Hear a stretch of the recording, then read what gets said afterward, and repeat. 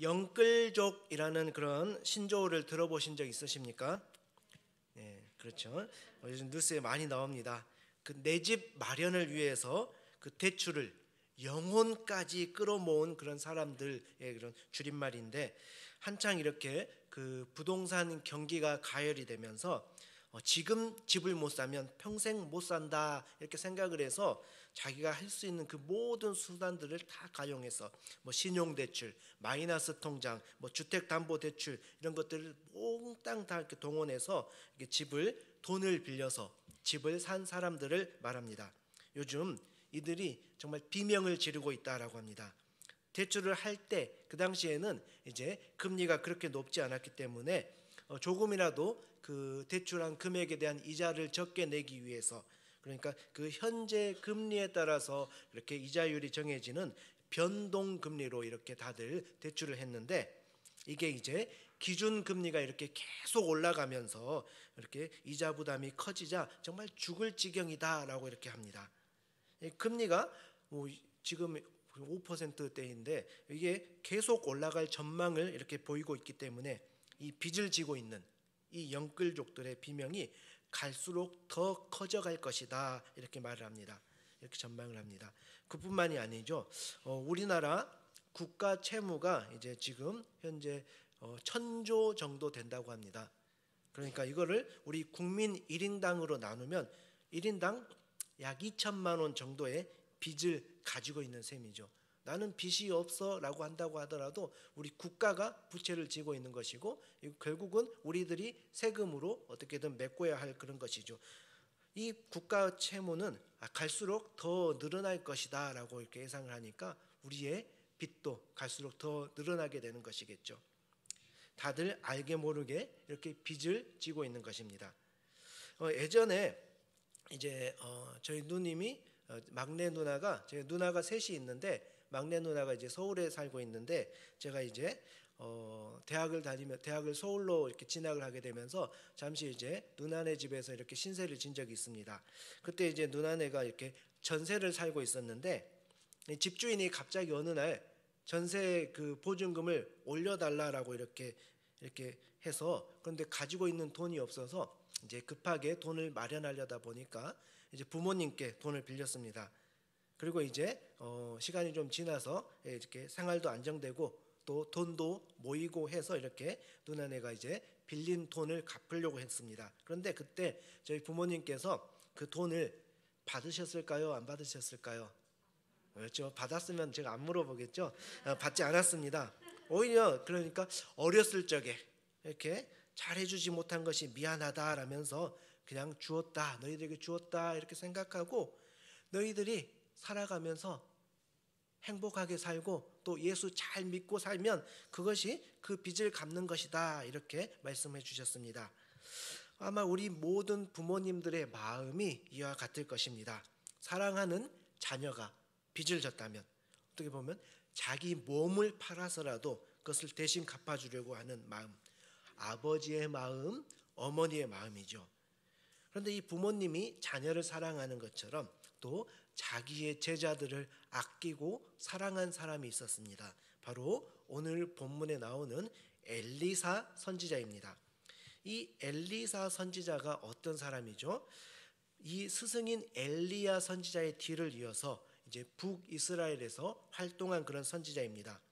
그 엘리야 선지자가 활동할 때 그 엘리야 선지자와 막 이렇게 서로 다투었던 그 아합 왕은 이제 죽었지만, 여전히 그 북이스라엘 땅은 어떤 땅입니까? 여호와 하나님보다는 이방 우상을 더 섬기던 그런 시대였습니다. 그러나 그 가운데서도 어떻게 보면 정말 이 험난한 어두컴컴한 세상 가운데서도 여전히 말씀에 목말라 하면서 또 여호와 하나님을 찾던 사람들이 있었습니다. 그들은 이 엘리사의 소문을 들었습니다. 이봐, 자네 이 소문 들었나? 엘리사라는 사람이 그 수넴에 사는 그 여인의 그 죽은 아이를 살렸다더만.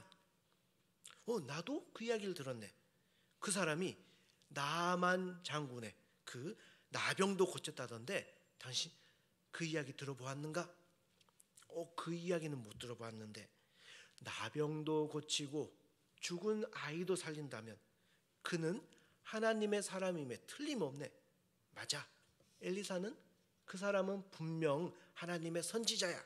이렇게 정말 죽은 자를 살리고 병든 자를 고치고 여러 가지 기적들을 행하는 이 엘리사가 참 하나님의 선지자이다 생각한 사람들이 하나 둘씩 이렇게 엘리사에게 모이기 시작합니다. 그들은 엘리사와 함께 거주하면서 또 그가 전해주는 말씀도 듣고 또 그가 행하는 그런 기적들도 행하면서 하나님을 함께 예배하는 그런 공동체 생활을 하게 됩니다. 그런데 이 사람들이 하나 둘씩 이렇게 모여들기 시작하면서 어떤 문제가 생기기 시작할까요? 이 모임 장소가 좁아지기 시작한 것이죠. 그들이 모이는 그 장소가 비좁은 것이죠. 모여드는 사람들을 다 감당하기에는 집이 이제 너무 좁은 것입니다. 그래서 이 제자들이 모여서 새 집을 짓자, 좀 우리가 다 모일 수 있는 큰 집을 짓자 이렇게 생각을 하게 됩니다. 그리고 이제 요단 강변에 정말 이 집을 지을 수 있는 제목이 풍부하다라는 이런 소문을 듣고는 그곳에서 나무를 베어다가 이제 집을 짓기로 하고 이제 스승인 엘리사를 찾아가서 허락을 받습니다. 스승님, 한번 보십시오. 우리 공동체에 사람들이 계속해서 모여들고 있는데 이제 이 집은 우리가 모이기에는 너무 작습니다. 그래서 엘리사도 동일한 생각을 하고 있었기 때문에 이제 새 집을 짓는 것을 흔쾌히 허락을 합니다. 그래서 스승의 허락을 맡은 제자들이 어떻습니까? 나무를 할 그런 준비를 하러 이렇게 물러섰는데 이때 한 제자가 머뭇거리다가 이렇게 입을 엽니다. 스승님, 저희 다 나무하러 갈 텐데 집을 지으러 갈 텐데 혼자 남아 계시지 마시고 저희와 함께 가는 것이 어떻습니까? 이렇게 해서 이제 엘리사와 또 이 제자들이 다 함께 이 나무를 하기 위해서 요단 강가로 이렇게 떠납니다. 이 여러 제자들 정말로 엘리사를 이렇게 좋아하고 존경했던 것입니다. 집을 짓자라고 제안을 하고 또 갈 때 자기들만 가서 하고 와도 되는데 스승과 함께 가기를 원했습니다. 왜 그랬을까요? 그만큼 엘리사가 제자들을 사랑하고 그들에게 관심을 보여줬기 때문입니다. 이 엘리사가 이렇게 일으킨 기적들을 보면 수넴 여인의 아들을 살린다거나 또 나아만 장군의 병을 고치게 한다는 것이나 또 적군이 쳐들어왔을 때 그것을 미리 알아서 왕에게 알려주어서 방비를 하게 하는 것 같은 그런 굵직굵직한 기적들만을 일으킨 것이 아니죠. 과부가 된 이 제자의 아내가 빚 문제로 인해서 아이를 종으로 넘겨야 할 그런 상황 가운데 있을 때 그에게 빈 그릇을 준비하게 하고 그릇에 기름이 넘치게 하는 그런 기적을 일으켜서 그 가족을 구원한 일이 있습니다. 또 흉년이 들어서 제자들이 먹을 것이 없어서 굶주려 죽어가고 있을 때 엘리사는 먹을 수 없는 그 죽을 먹을 수 있는 죽으로 바꾸었고 또 보리떡 20개와 채소 한 자루로 또 100여 명을 먹게 하였습니다. 이처럼 엘리사는 그 제자들 그리고 그 제자들의 가족들에게 깊은 관심을 가지고 있었기 때문에 그는 이렇게 제자들과 이렇게 깊은 친밀성 또 연대성을 이렇게 유지하고 있었던 것이죠. 자, 이제 이렇게 다 함께 나무를 하러 집을 짓기 위해서 나무를 하러 가는데 나무를 이렇게 하려면 뭐가 필요할까요? 그렇죠. 도끼가 필요하죠. 그런데 이 제자 중에 한 명이 도끼가 없었습니다. 그래서 이 이웃에게 도끼를 빌리러 가죠. 이보게, 나에게 도끼 좀 빌려다오. 그러자 그 사람이 어떻게 뭐라고 말을 하냐면, 애끼 이 사람아, 도끼가 얼마나 비싼데 이것을 빌려달라고 하는가? 나도 잘 알지. 하지만 우리 엘리사 선생님과 함께 우리가 집을 지으려 나무를 하러 간다네. 그러니 제발 좀 빌려다오. 자, 자네와 자네 스승의 얼굴을 봐서 도끼를 빌려주긴 하겠네만 나도 정말 힘들게 구한 것이니 정말 소중히 다뤄야 하네. 자, 이렇게 힘들게 도끼를 빌려왔고, 자, 이제 모든 준비를 마친 제자들이 이제 제자들과 엘리사가 이제 요단 강변에 도착을 합니다. 그리고 제자들은 자 각자 흩어져서 정말 곱게 뻗어서 정말 기둥 제목으로 쓸 만한 그런 나무를 찾아서 도끼질을 하기 시작하죠.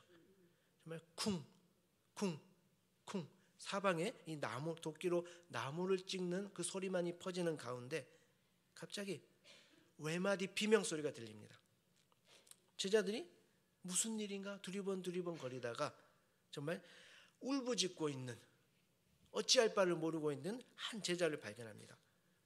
그 제자가 누구냐? 바로 도끼를 빌려온 제자이죠. 그래서 모두 무슨 일인가 웅성웅성 모여들기 시작하죠.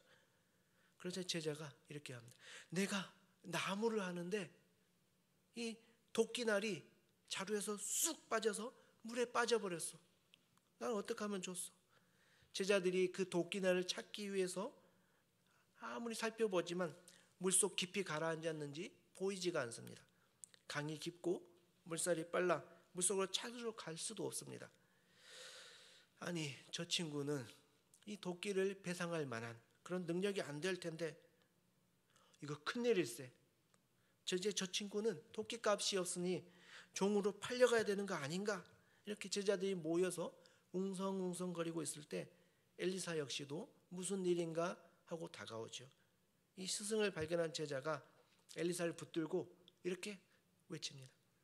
스승님, 이것은 빌려온 도끼입니다. 이제 저는 어떻게 하면 좋습니까? 엘리사는 그 모든 주변을 살펴보고 상황을 파악하죠. 그리고 정말 남에게 도끼를 빌려온 이 제자의 상한 심령에 정말 이렇게 동감을 합니다. 이 제자 잃어버린 도끼를 변상할 만한 돈이 없을 텐데 이제 엘리사 어떻게 해야 할까요? 이 제자를 불쌍히 여기면서 하늘을 쳐다보며 하나님께 정말 도움을 요청합니다. 이때 하나님의 영이 엘리사에게 임하게 됩니다. 그리고 엘리사는 이제 제자에게 어디에 빠뜨렸는지 물어보고 제자가 그 장소를 알려주자 엘리사가 나뭇가지를 베어서 그곳에 던집니다. 그러자 놀랍게도 물에 빠졌던 도끼날이 떠오르게 됩니다. 그리고 제자는 이제 손을 내밀어서 그 도끼날을 건져내게 되는 것이죠. 오늘 말씀의 이야기는 여기에서 끝이 납니다. 처음에 이 모든 그 사건의 발단이 되었던 집을 확장하는 문제, 이거는 지금 이제 온데간데 없고 이야기가 마무리됩니다.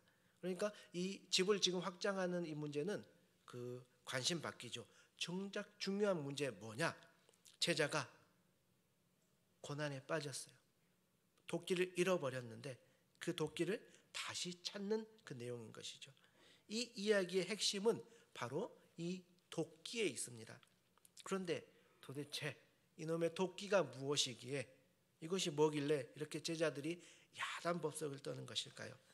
어떻게 보면 한갓 그런 해프닝으로 끝날 법한 일을 성경은 왜 이렇게 기록을 하고 있는 것일까요? 오늘날 이 도끼 하나의 가격이 얼마나 할까요?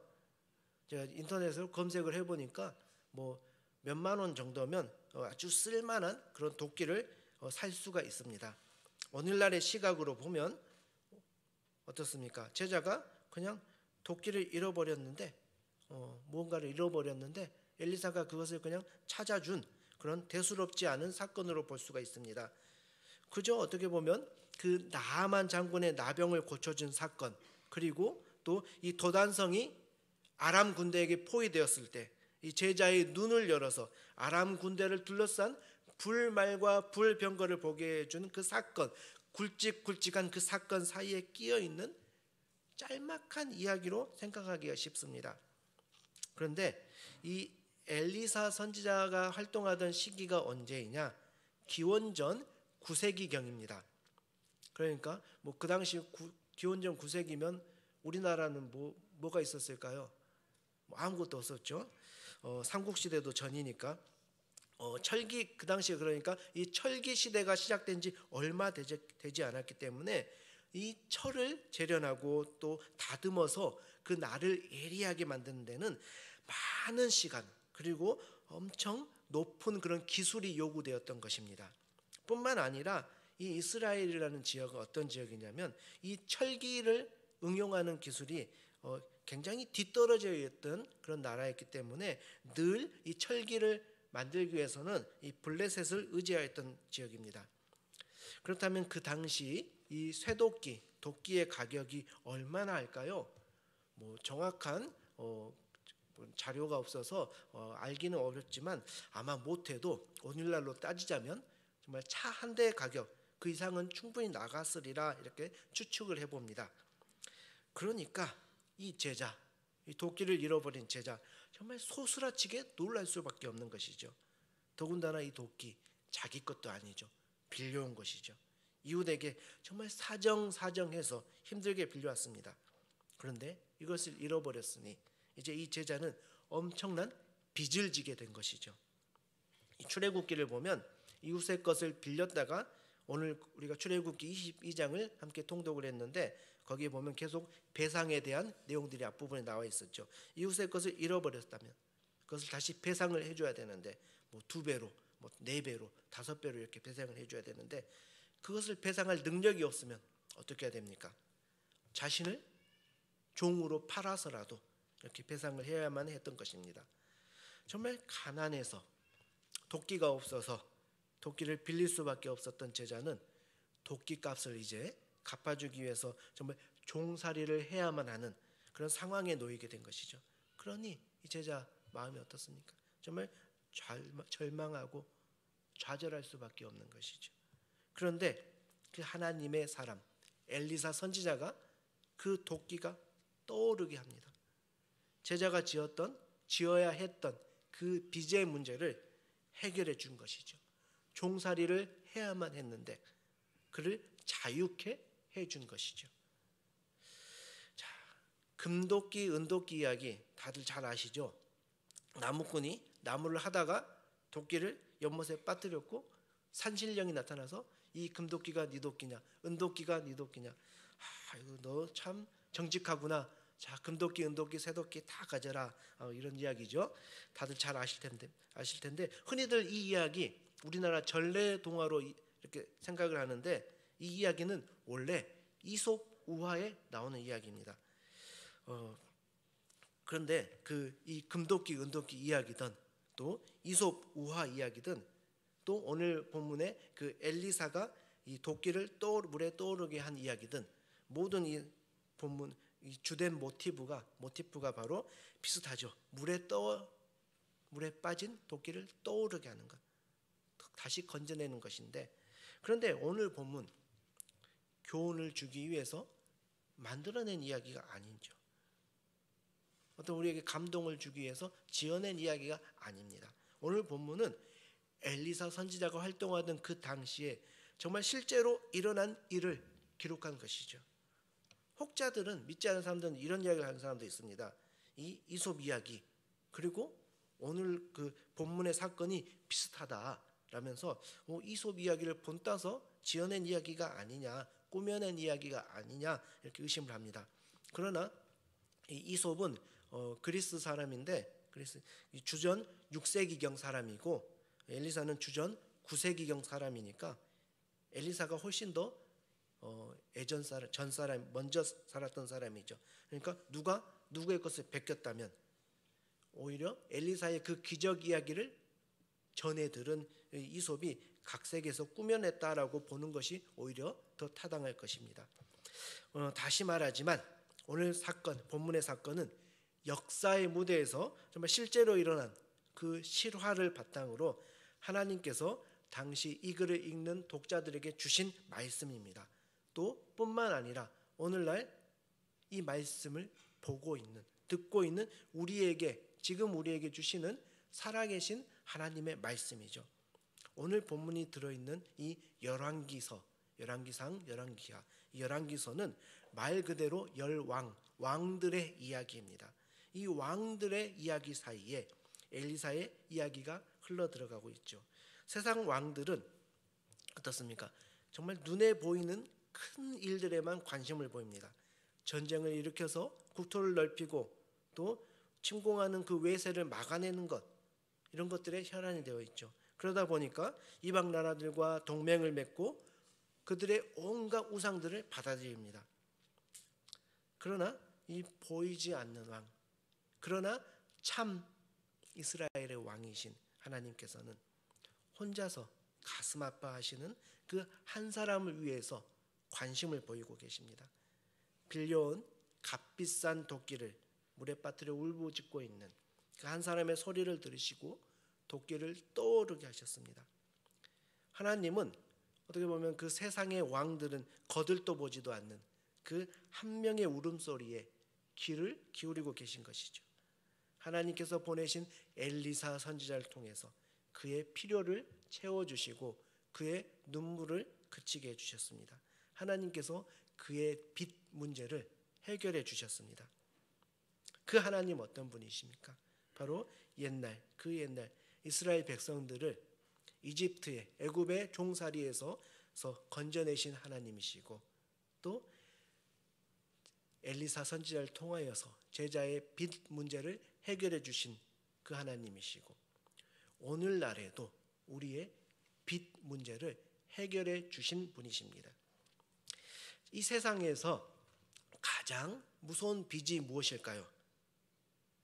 고금리로 인해서 미친 듯이 올라가는 그 은행 빚일까요? 아니면 악덕 사채업자에게 진 빚일까요? 아니요. 죄의 빚입니다. 우리는 죄로 인해서 우리의 생명을 빚졌습니다. 이 죄의 빚을 탕감하기 위해서 오신 분, 그분이 바로 예수님이십니다. 예수님은 포로된 자에게 자유를, 갇힌 자에게 노임을 선사하기 위해서 오신 분이십니다. 요단강에 빠졌던 그 도끼날을 떠오르게 하셔서 그 제자의 빚을 해결해 주신 것처럼, 이 엘리사 선지자로부터 약 800년 후에 그 요단강에 예수님께서 들어갔다 나오시면서 우리의 빚 문제를 해결해 주시기 위한 그 공생애를 시작을 하셨습니다. 친히 찾아가셔서 병든 자를 고쳐주시고 죄인의 친구가 되어 주셨습니다. 그리고 십자가에 못 박혀 죽으시고 부활하심으로 우리 인간이 아무리 노력해도 갚을 수 없는 그 죄의 빚을 대신 갚아주셨습니다. 우리는 오늘 본문을 통해서 또 이 제자의 도끼 문제를 해결해 주시는 엘리사 선지자의 모습에서 죄의 빚 문제를 이렇게 해결해 주신 그 예수님을 우리가 만날 수 있고, 우리를 구원하여 주신 그 주님을 발견할 수가 있었습니다. 우리의 죄 문제를 해결해 주신 그 크신 그 하나님의 사랑, 예수님의 사랑이 얼마나 큰지 모릅니다. 우리가 살아있는 것 오직 주님의 은혜입니다. 이 주님의 은혜가 없었다면 우리는 지금 이 순간도 이 죄 문제로 인해서 정말 허덕이며 살아갈 수밖에 없는, 그러다가 결국은 영원한 죽음에 이를 수밖에 없는 그런 존재인 것이죠. 정말 그러나 그런 우리를 사랑하셔서 우리의 빚 문제를 해결해 주시기 위해 오신 그 주님을 정말 바라볼 수 있는, 또 그 주님의 은혜, 그 한량 없으신 은혜에 정말 감사하는 마음으로 살아갈 수 있는 우리가 되길 바라면서 우리 다 같이 이 시간 찬양하도록 하겠습니다.